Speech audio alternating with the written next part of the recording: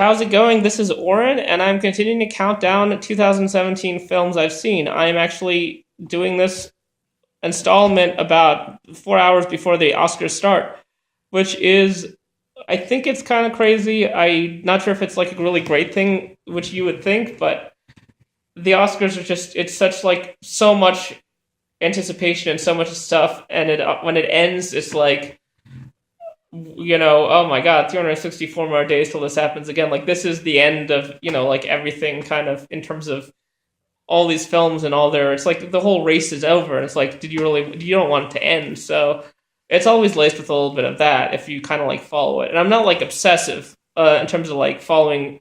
There are sites like Oscar, like awardsdaily.com or the film experience where they every day people discuss the Oscars and who has the best chances. I'm actually pretty relieved that uh, the it looks like they're planning on making some pretty smart choices that mostly involve the merits of the films as opposed to, some of the politics behind the films.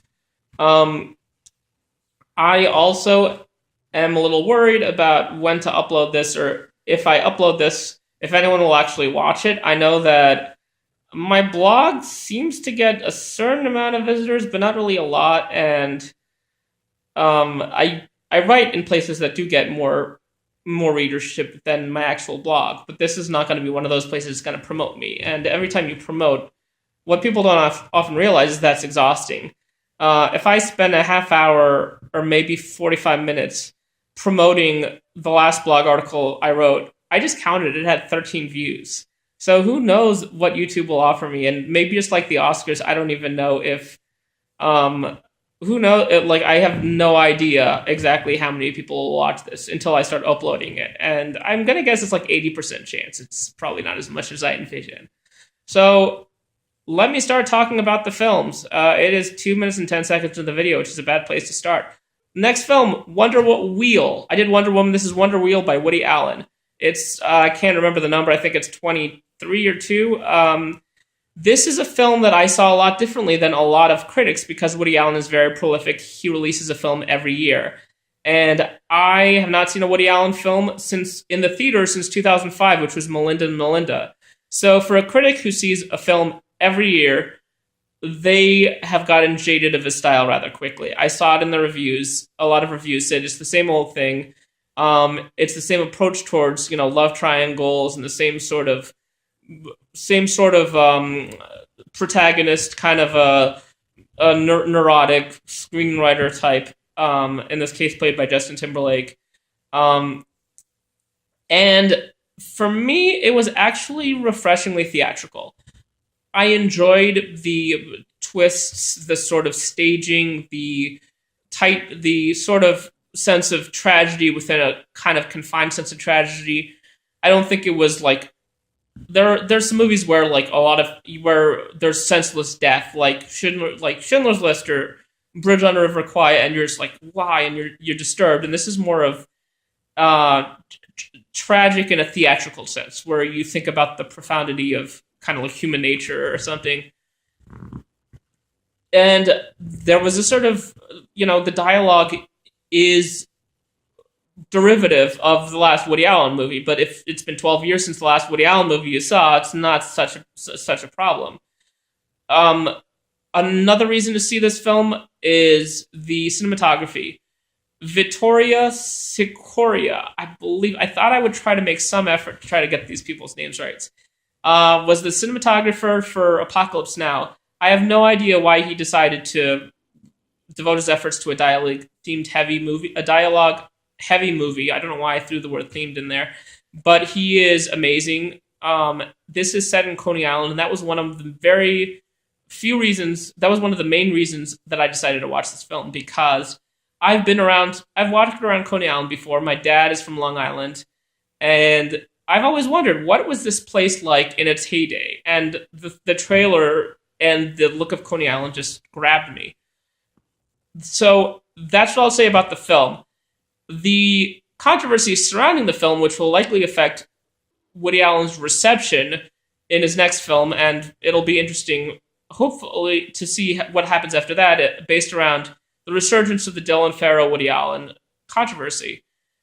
I'm not in a position to say exactly what happened to what. I don't believe anyone really can say with much authority. I respect anyone's opinion.